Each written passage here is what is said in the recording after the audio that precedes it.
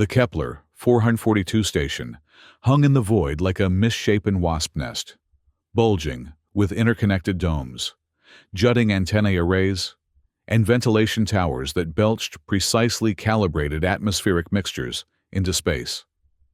It was the crossroads of 17 major trade routes, a reluctant meeting point for species that would gladly exterminate each other, if not for the economic necessity of coexistence. Vera Kowalski knew every pipe, filter, and pressure gauge in the station's maintenance network. As an environmental engineer, she spent her days ensuring that dozens of biologically incompatible species could breathe, move, and function within the same general vicinity without dying. It was thankless work, crawling through ducts that shifted from freezing to scorching within meters, patching leaks in toxic gas lines, and calibrating gravity plates for species whose normal environments ranged from 0.3 G to 8 G. The methane breathers complained the air was too oxidized.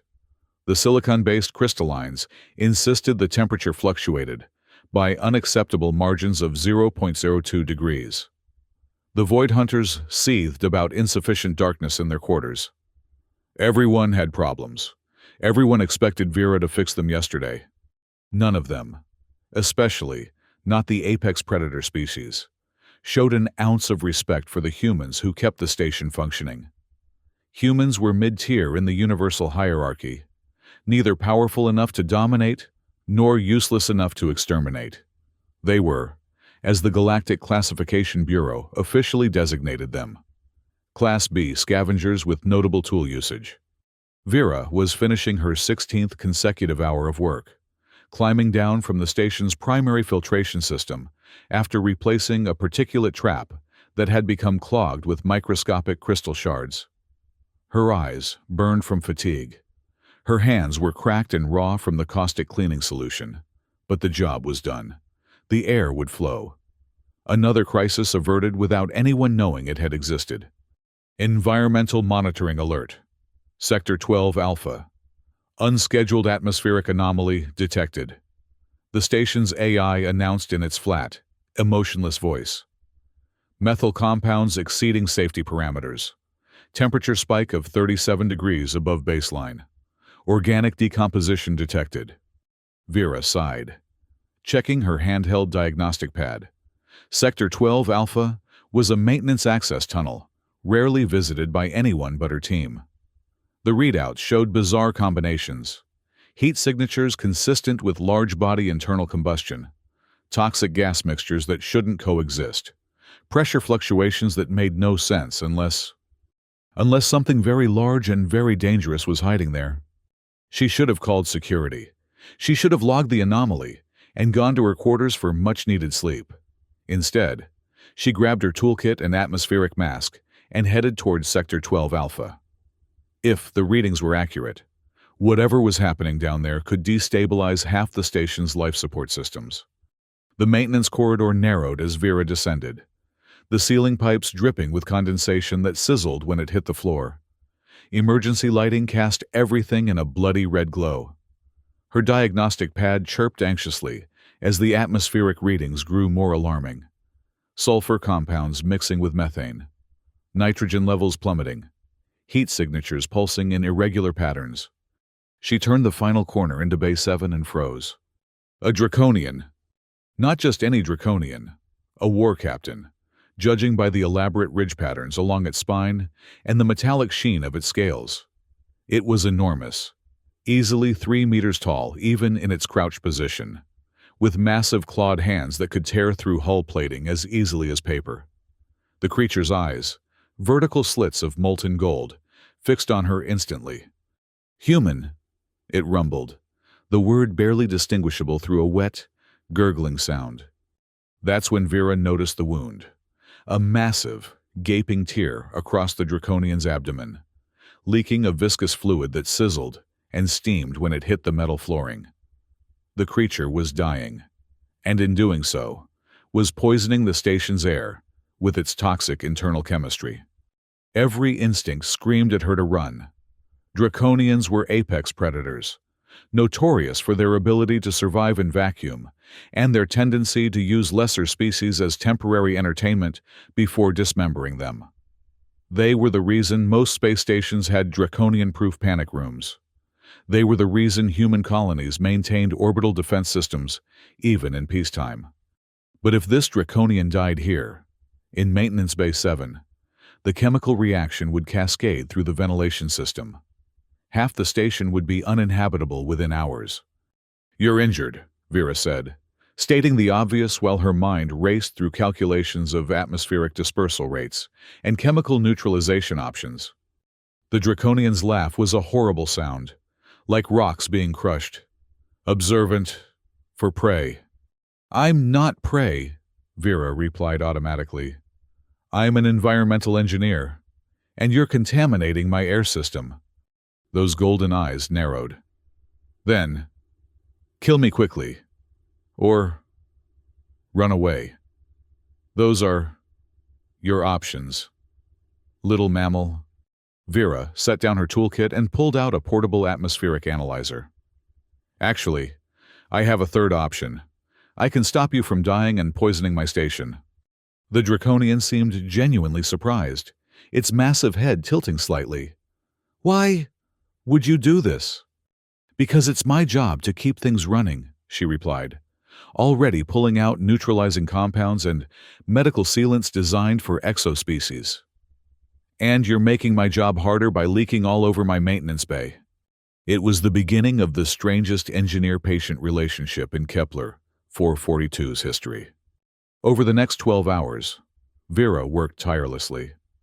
The draconian, who eventually identified himself as Zephyros, commander of the 7th Claw Fleet, had suffered his wound during what he cryptically described as internal political disagreements. Vera didn't press for details. Draconian politics were notorious for their brutality and complexity. Whatever had happened, Zephyros had clearly come out on the losing side. She neutralized the worst of the toxic compounds leaking from his wound, jury-rigged a containment field to prevent further atmospheric contamination, and administered broad-spectrum regenerative compounds that she'd stolen from the medical bay during a brief supply run. She diverted additional power to the ventilation system, installed makeshift scrubbers, and recalibrated the sensor network to mask Zephyros's presence. The work was exhausting and dangerous. Twice, she nearly passed out from exposure to the draconian's biochemistry. Once she had to hide in a maintenance shaft when security performed a routine sweep after detecting unusual power fluctuations. All the while, she kept up a running technical monologue, partly to keep herself focused, and partly because the silence of the massive predator unnerved her. "You know," she said as she recalibrated an air scrubber, "on Earth, we have a saying, an ounce of prevention is worth a pound of cure. Your people seem to take the opposite approach." Zephyros, who had been watching her work with unnerving intensity, tilted his massive head. "Explain." "Your species' approach to problems is reactive. Wait until something breaks, then crush whatever broke it. My approach is preventative. Fix things before they break. Improve systems so they break less often." "And which is superior?" the draconian rumbled. Vera gestured to his wound. "Well, I'm not the one bleeding out in a maintenance tunnel."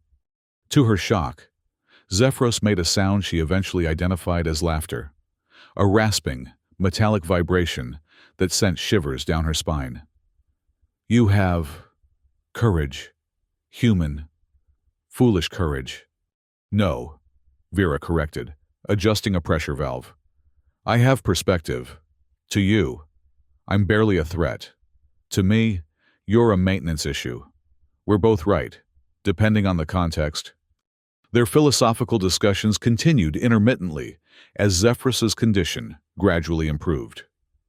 The massive draconian was healing, faster than Vera had expected, but still too slowly to move him safely.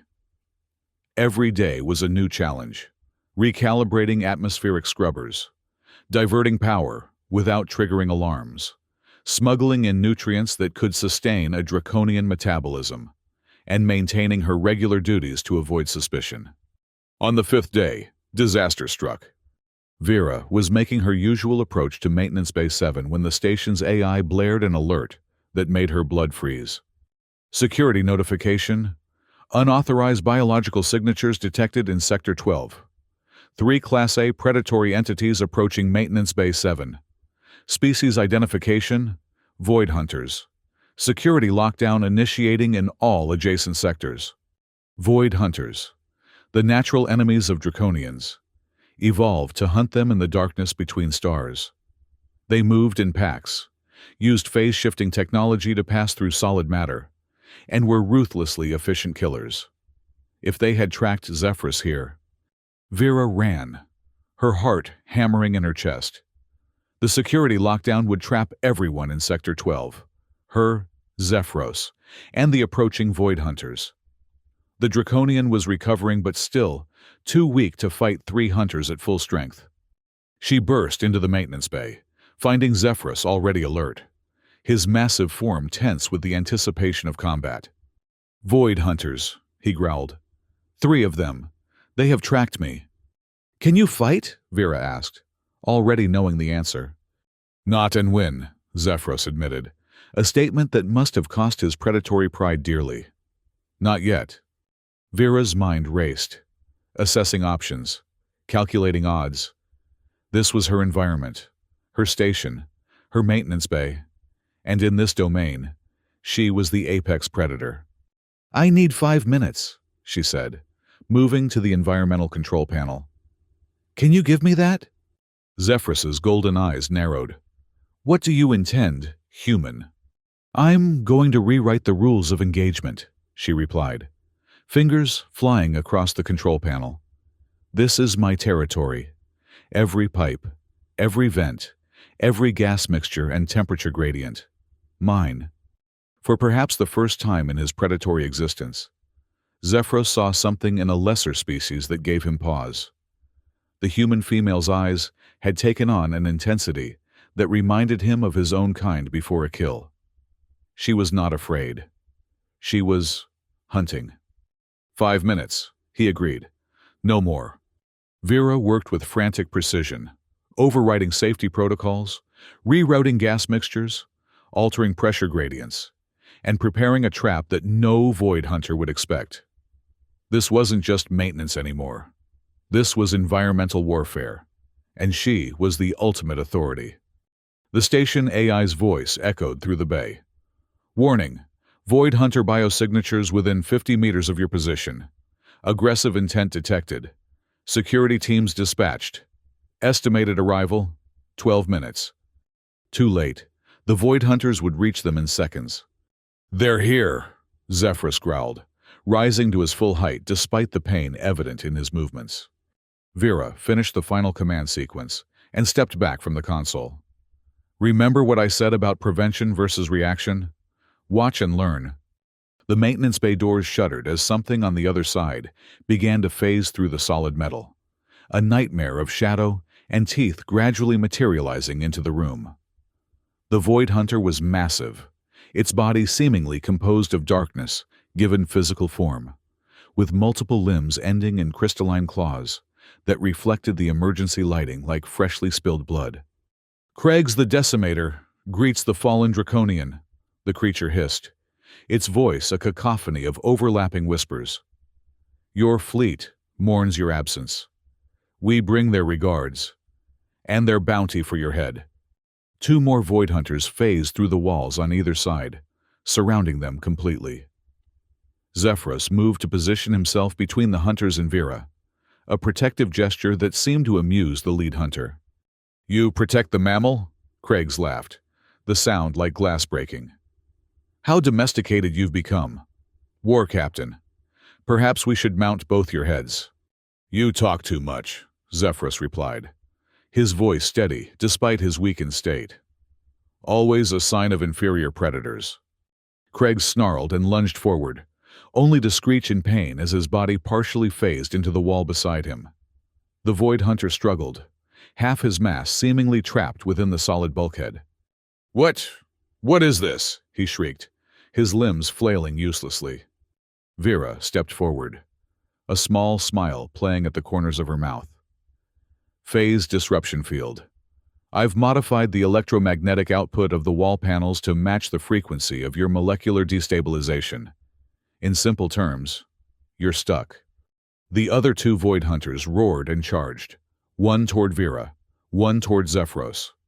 The Draconian met his attacker with surprising strength, but Vera simply stepped aside and tapped a command into her diagnostic pad.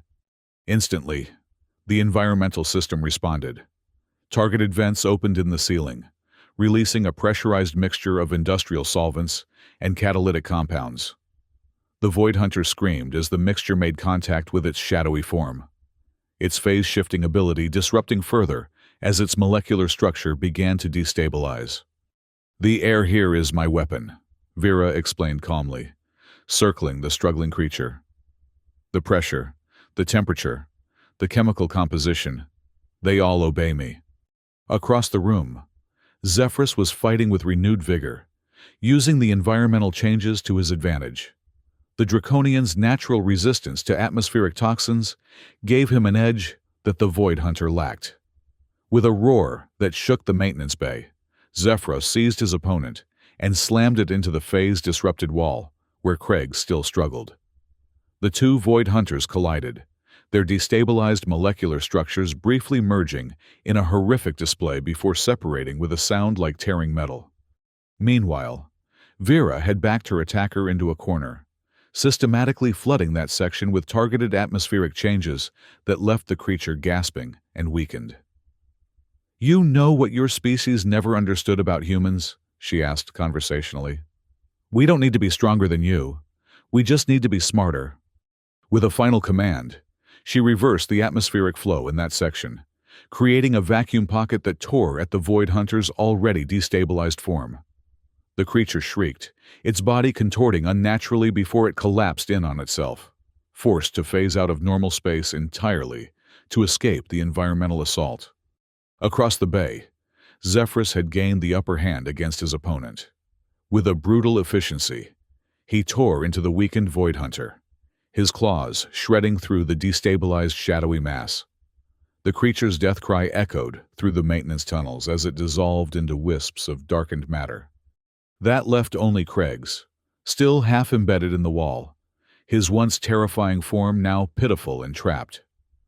Zephyros approached slowly, savoring the moment, his golden eyes gleaming with predatory satisfaction. "The fallen Draconian stands," he said, echoing Craig's earlier mocking tone.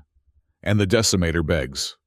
"I don't beg," Craig spat, still struggling against the phase disruption. "Kill me if you must, but I die as a hunter." Zephyros looked to Vera, a silent question in his gaze. She considered the trapped Void Hunter, calculating the atmospheric damage that would result from his death in this confined space.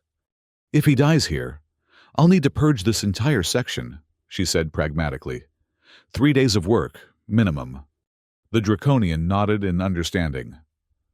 "Then he lives, with a message." He leaned close to the trapped hunter, his voice dropping to a rumble that Vera could feel through the floor plating. "Tell your pack. Tell all who would hunt me. I am under the protection of the environmental apex predator now. Her domain is absolute, her reach unlimited. Where there is air, she rules. Where there are systems, she commands. Challenge us again, and breathe vacuum for eternity." With a flick of her diagnostic pad, Vera altered the phase disruption field. Craig's fell forward, collapsing to the floor, his body still smoking from the chemical assault. The Void Hunter looked up at them, the wounded Draconian war captain and the small human female, with a new emotion in his fathomless eyes: fear. Without another word, Craig's phase shifted, disappearing through the floor and retreating from the maintenance bay. The security lockdown alarms continued to blare, but the immediate threat had passed. Vera slumped against a console, the adrenaline crash hitting her hard. "Well," she said with forced lightness, "that was an interesting application of atmospheric recirculation techniques." Zephyros regarded her with an unreadable expression. "You turned your maintenance bay into a weapon," he observed, without traditional armaments. Everything is a weapon if you understand how it works, she replied, already turning her attention to the environmental disaster the fight had created. Now help me clean up this mess before security arrives. Working together, the Draconian war captain and the human engineer, they eliminated the evidence of the confrontation. Vera reset the atmospheric controls, dispersed the chemical residue, and repaired the most obvious damage. By the time security teams arrived, they found only a minor environmental fluctuation caused by routine maintenance procedures. Vera's supervisor reprimanded her for failing to file the proper paperwork for her maintenance, but the incident was otherwise dismissed as insignificant. No one connected it to the strange rumors that began to circulate through the station about void hunters fleeing in terror, or about a draconian war captain reportedly recovered from supposedly fatal wounds. In the days that followed, Zephyros continued to heal rapidly. The draconian's natural regenerative abilities, enhanced by Vera's environmental optimizations and smuggled medical compounds, worked wonders. Soon, he was strong enough to leave the maintenance bay, though he chose to remain hidden until the right moment. "Your people do not recognize your value," he observed one evening as Vera calibrated his atmospheric chamber for the final time. "You maintain their existence, yet they treat you as dispensable." Vera shrugged, focused on her work.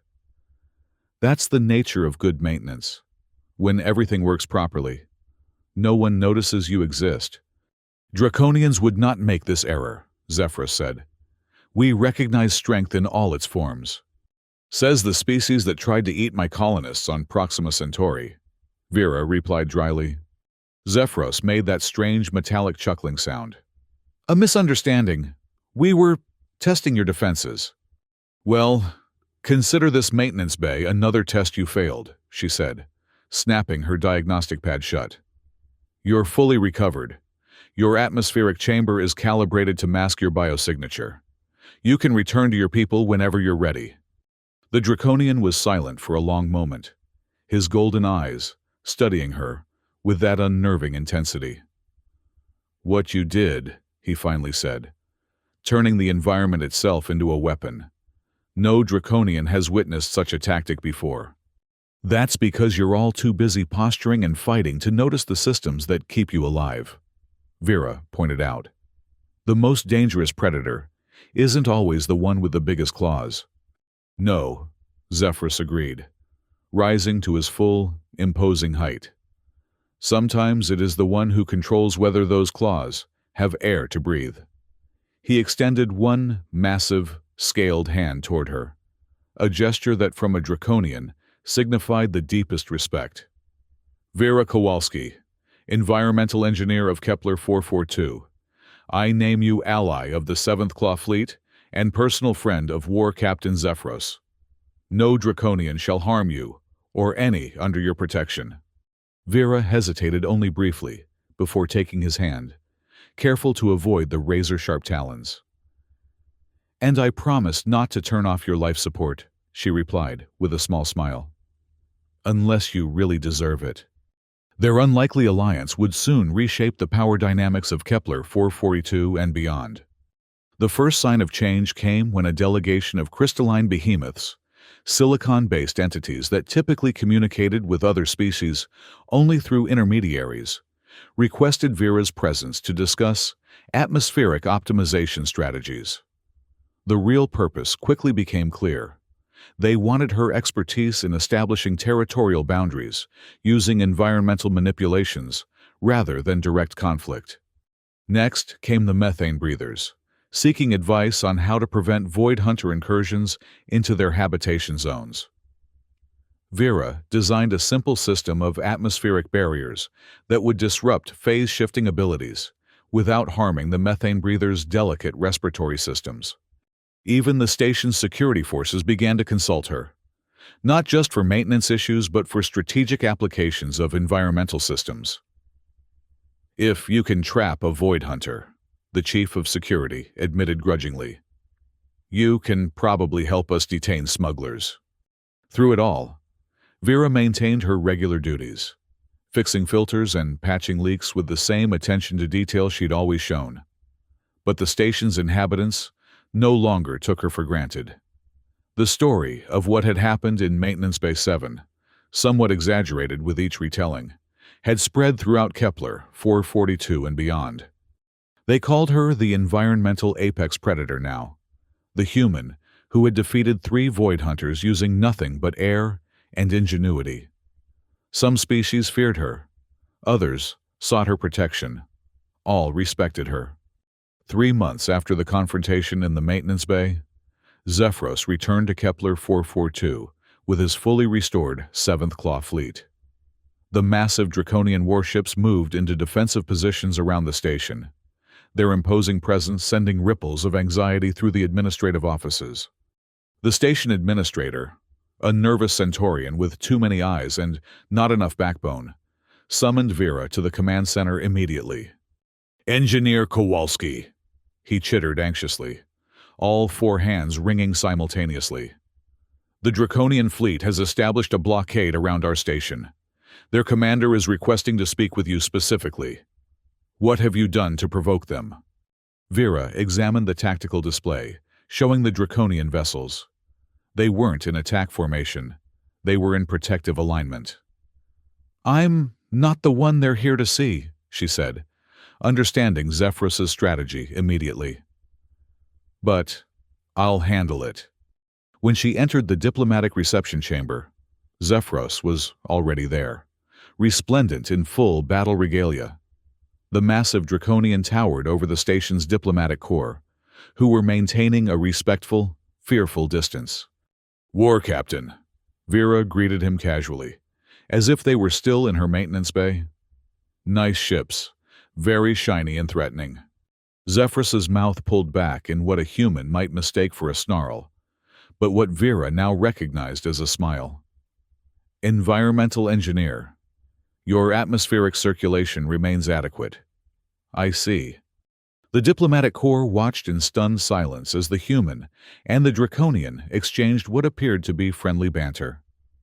The station administrator looked ready to faint. "You've caused quite a stir," Vera noted, gesturing toward the viewport where the Draconian fleet gleamed against the backdrop of space. "The administrator thinks you're here to eat us all." "A tempting thought," Zephyros rumbled, his golden eyes flicking dismissively toward the administrator. "But inefficient. I am here for 2 purposes. First, to formalize an alliance between the 7th Claw Fleet and Kepler 442 station, with you as the designated intermediary." The administrator's multiple eyes blinked rapidly in succession. "Alliance with Draconians? But the Bureau classifications clearly state—" "Classifications change," Zephyros interrupted, his tone brooking no argument. "Which brings me to my second purpose." He produced a formal-looking data crystal and presented it to Vera. "The Galactic Classification Bureau has been compelled to recognize a new category of apex predator, environmental apex predator. Your species is the first to be so designated." Vera took the crystal, surprised at the weight of it in her hand. The Bureau actually changed their classification system? They've been using the same categories for centuries. "They were persuaded," Zephyros said with a predatory gleam in his eye that suggested the persuasion had not been entirely diplomatic. "Multiple apex species submitted evidence of humans' ability to weaponize environments. Your actions in Maintenance Bay 7 were cited as the primary case study. The implications were enormous. Classification determined everything in galactic society: trade rights, territorial claims, diplomatic standing, protection under interspecies law. Humans had just been elevated from Class B scavengers to apex status, without firing a shot." "I was just doing my job," Vera said, feeling suddenly overwhelmed by the scale of what had happened. "Precisely," Zephyros agreed. "And that is what makes your kind so formidable. You do not see yourselves as predators, yet you reshape worlds to suit your needs. You turn atmospheres into weapons without recognizing them as such. You are dangerous precisely because you do not think in terms of dominance, only in terms of function. The administrator had recovered enough to interject, his voice higher than usual with stress. Engineer Kowalski, are we to understand that you have somehow befriended the Draconian fleet commander? Vera exchanged a look with Zephyros.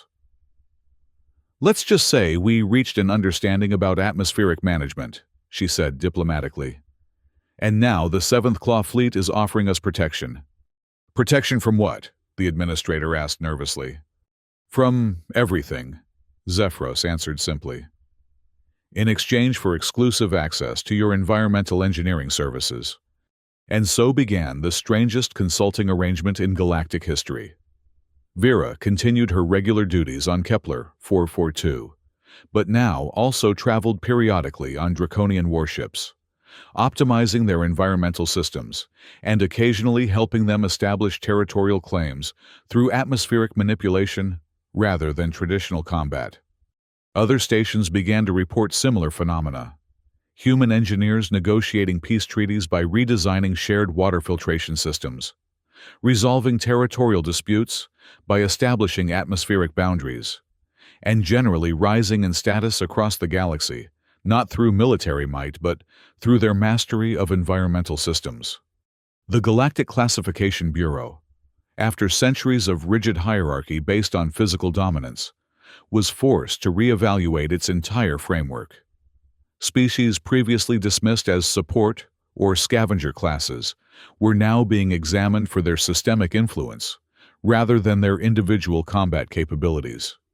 A year after the confrontation in Maintenance Bay 7, Vera found herself back in the familiar confines of Kepler 442's maintenance tunnels, replacing a faulty pressure regulator.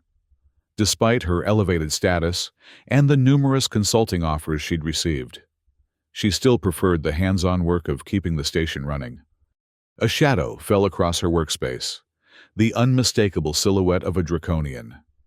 Without looking up, she continued her adjustments to the regulator. "The pressure's off by 0.03 atmospheres in your quarters again, isn't it?" she asked, recognizing Zephyrus's distinctive breathing pattern.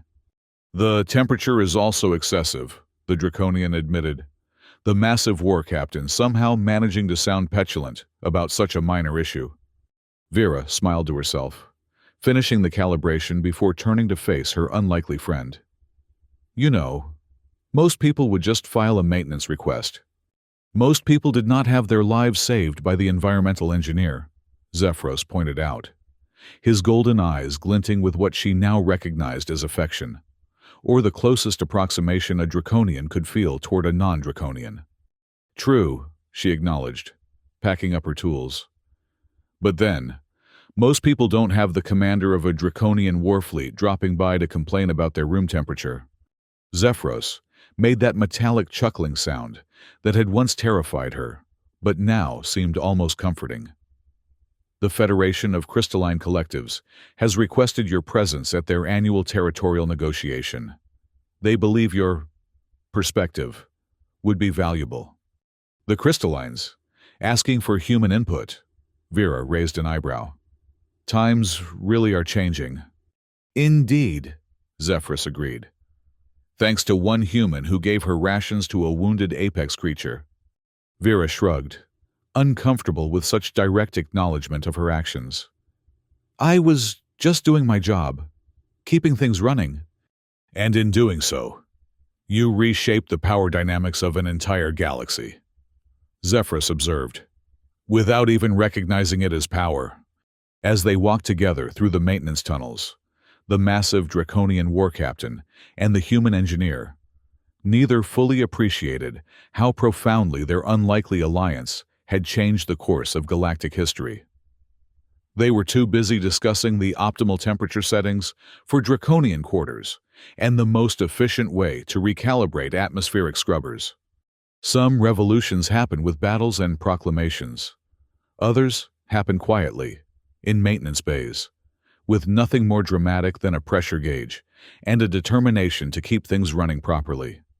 In the vast expanse of space, on frontier stations and distant outposts, the story spread, of the human who gave her rations to a wounded apex creature, who turned atmospheres into weapons, who proved that sometimes the most dangerous predator isn't the one with the sharpest claws, but the one who controls whether those claws have air to breathe. The Galactic Classification Bureau might have created a new category, environmental apex predator, but Vera Kowalski still thought of herself simply as an engineer with a job to do. And if that job occasionally involved trapping void hunters in phase disruption fields or negotiating peace treaties through atmospheric regulation, well, that was just part of keeping things running. On a quiet evening in Maintenance Bay 7, as Vera calibrated sensors and Zephyros provided illumination with his naturally bioluminescent scales, the Draconian posed a question that had clearly been on his mind for some time. If our positions had been reversed, he asked, would you have shown the same mercy to a void hunter? Or is there something specific about Draconians that warranted your intervention? Vera considered the question carefully as she adjusted a pressure valve. Honestly, I didn't think of it as mercy at the time. I thought of it as problem-solving. You were leaking toxic compounds into my ventilation system. I needed to stop that from happening. And yet, you could have simply terminated me, Zephyros pointed out. That would have been the most efficient solution. Efficient in the short term, Vera corrected him, but highly inefficient in the long term. Your death would have created an environmental disaster that would have taken weeks to clean up. Saving you was actually the path of least resistance. The Draconian tilted his massive head, studying her with those golden eyes. You truly do not see the universe as predator and prey, do you? I see it as systems, she replied, closing an access panel. Complex, interconnected systems that need maintenance and occasional improvements. Predator, prey, scavenger. Those are just roles within the larger system. Sometimes the roles change depending on the context. Zephyros contemplated this perspective, so alien to his species' worldview. In the context of Maintenance Bay 7, you were the apex predator. Vera smiled slightly. In that context, yes. In others, I'm still just a human with a toolkit. A dangerous combination, the Draconian observed, with what might have been respect. Their philosophical discussion was interrupted by the station AI's voice. Environmental alert. Pressure anomaly detected in Habitation Ring C. Methane breather quarters affected. Emergency response required. Vera sighed and gathered her tools. Duty calls. Coming.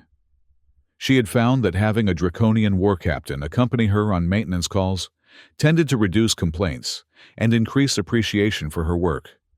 Of course, Zephyros rumbled, falling into step beside her. I find your maintenance activities educational. As they made their way through the station's corridors, other inhabitants gave them a wide berth. The human environmental engineer and her Draconian shadow, an unlikely pair that had somehow become a symbol of the galaxy's changing power dynamics. In the methane breather quarters, what would once have been a routine maintenance call turned into an impromptu diplomatic negotiation when they discovered that the pressure anomaly was actually caused by unauthorized boundary adjustments from the neighboring crystalline sector. Vera mediated the dispute, suggesting environmental modifications that would satisfy both species' territorial needs without either losing face. This was her life now, part engineer, part diplomat, part environmental strategist. And though she would never admit it, she enjoyed the challenge of solving problems that went beyond broken pipes and faulty filters. 3 standard years after the incident in Maintenance Bay 7, Vera was summoned to the Grand Assembly Hall of the Galactic Classification Bureau, a massive structure orbiting a neutron star, designed to accommodate representatives of every known sentient species. It was her first visit to the Bureau headquarters, though her reputation had long preceded her. The assembly hall hummed with the sounds of dozens of translation devices as representatives from across the galaxy debated the Bureau's proposed reclassification system. The traditional hierarchy, based primarily on combat prowess and predatory status, was being challenged by a new framework that considered environmental influence and system manipulation as equally valid forms of dominance. Vera sat quietly in the human delegation section, uncomfortable with the formal proceedings and the ornate ceremonial attire she'd been required to wear. Zephyros, present as the draconian representative, caught her eye from across the chamber and made a subtle gesture that she interpreted as the draconian equivalent of an eye roll. The chief classifier, an ancient, multi-limbed entity whose species had administered the Bureau for millennia, called for order. The Assembly will now hear testimony from Vera Kowalski, environmental engineer of Kepler 442 station, regarding the proposed environmental apex classification. As Vera approached the central podium, she was acutely aware of the thousands of eyes and other sensory organs focused on her. This small human female had somehow catalyzed a fundamental shift in how the galaxy species categorized themselves and each other. The implications extended far beyond mere taxonomy into realms of resource allocation, territorial rights, and diplomatic standing. Engineer Kowalski, the chief classifier, intoned, "You have been credited with demonstrating that manipulation of environmental systems can constitute a form of apex dominance equivalent to traditional predatory capabilities. Do you accept this characterization of your actions?" Vera adjusted the translation device at her throat. "With respect, Chief Classifier, I was just doing my job. I didn't set out to demonstrate anything." A murmur rippled through the assembly, some amused, some skeptical, some confused by her apparent modesty. "Nevertheless," the classifier continued, "your actions in neutralizing 3 void hunters using only environmental controls have been extensively documented. Would you describe for the Assembly how you accomplished this?" Vera sighed inwardly. She'd already explained this dozens of times to various officials and researchers. "I used what I had available. The void hunters rely on phase-shifting technology that's sensitive to certain electromagnetic frequencies. I adjusted the wall panels to emit those frequencies, trapping one hunter. Then, I manipulated atmospheric composition and pressure to destabilize the other's molecular structures." "And you devised this strategy without formal combat training?" a representative from a traditionally warrior species called out. "I'm an environmental engineer," Vera replied simply.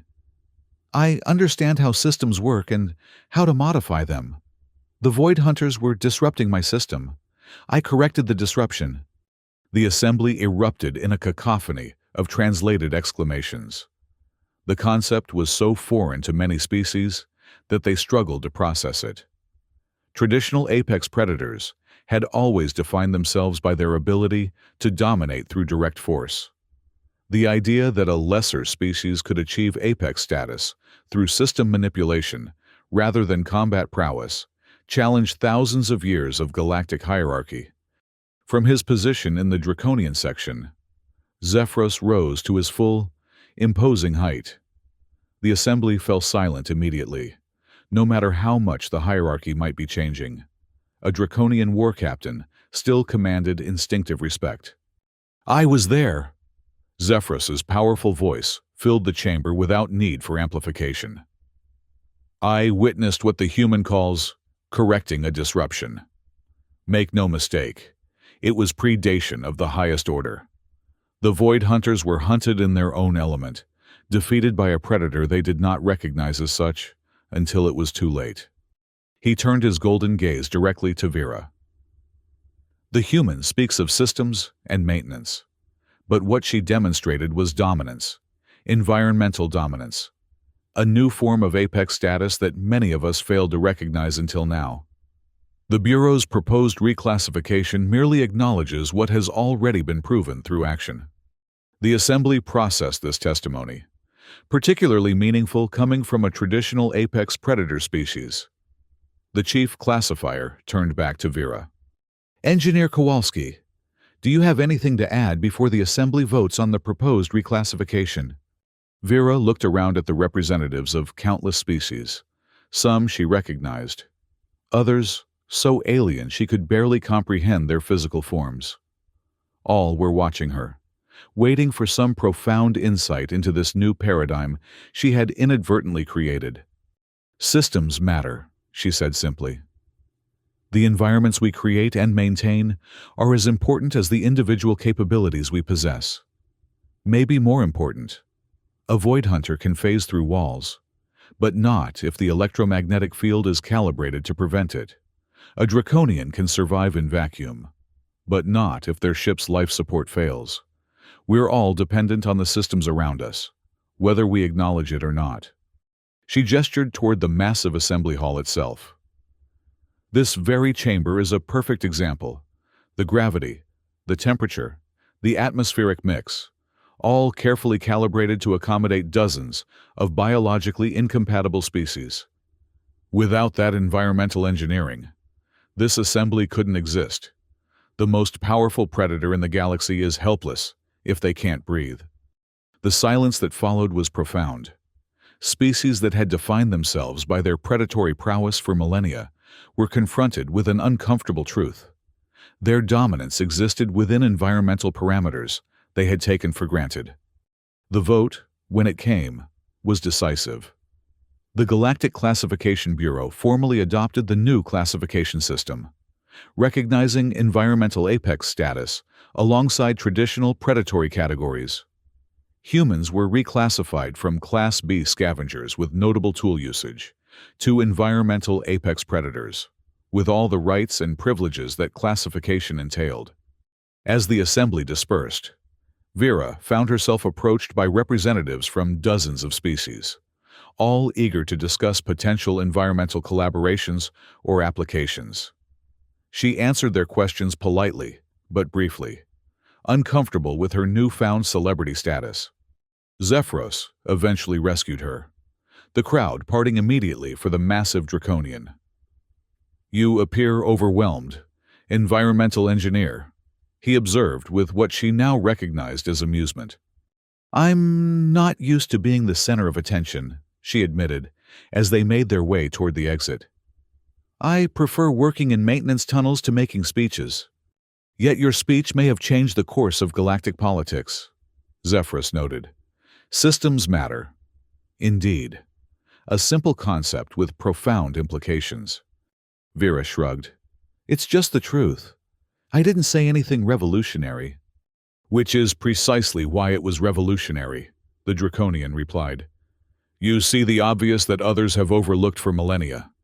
As they boarded the shuttle that would return them to Kepler 442, Vera gazed out at the sprawling complex of the Bureau headquarters, a marvel of environmental engineering that enabled thousands of incompatible species to coexist in a shared space. "You know," she said thoughtfully, "for all the talk about apex predators and dominance hierarchies, we're all just trying to create environments where we can survive. Maybe that's the real lesson here." Zephyros settled his massive form carefully into the reinforced seat beside her. Perhaps the lesson is that those who control the environments control everything else. His golden eyes gleamed with predatory intelligence. "Your species has always understood this, even if you describe it as just doing your job." Vera didn't argue the point. The Draconian wasn't entirely wrong. Humans had been reshaping environments to suit their needs since they first learned to use fire. They just hadn't thought of it as a form of predation.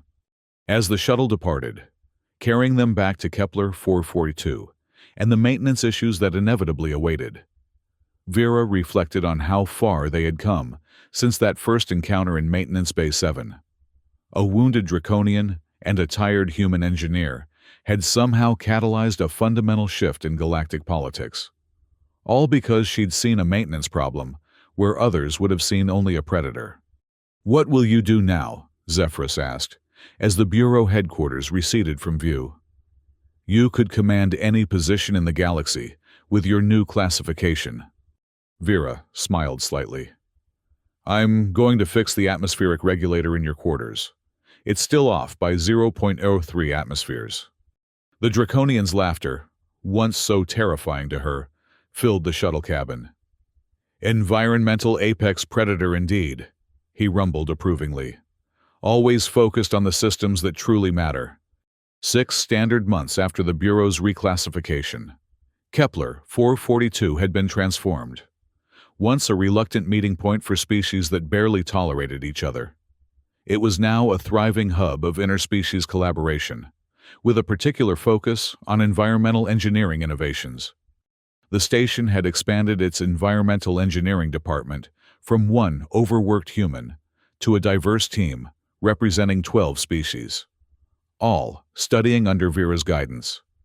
Even traditional apex predator species sent representatives to learn the principles of environmental dominance, though they often framed it in terms of tactical advantage rather than maintenance.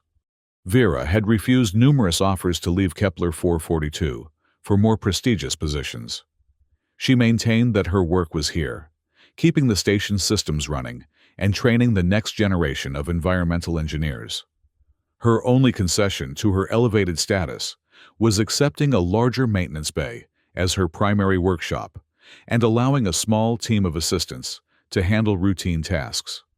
On this particular day, she was deep in the station's cooling system core, manually adjusting flow regulators that had been miscalibrated during a recent upgrade.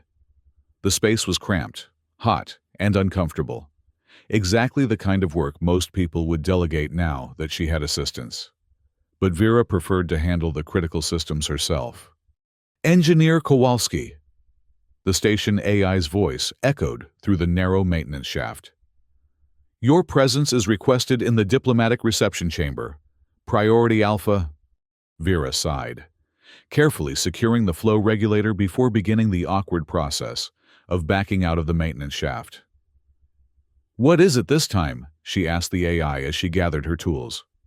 "A delegation from the Void Hunter Collective has arrived, requesting environmental consultation," the AI replied with its usual neutral tone.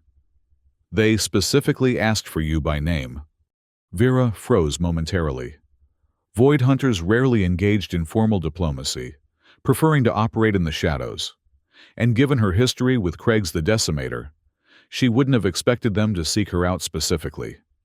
"Is Zephyrus on station?" she asked, already knowing the answer.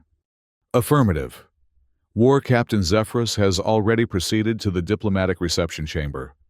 Of course he had.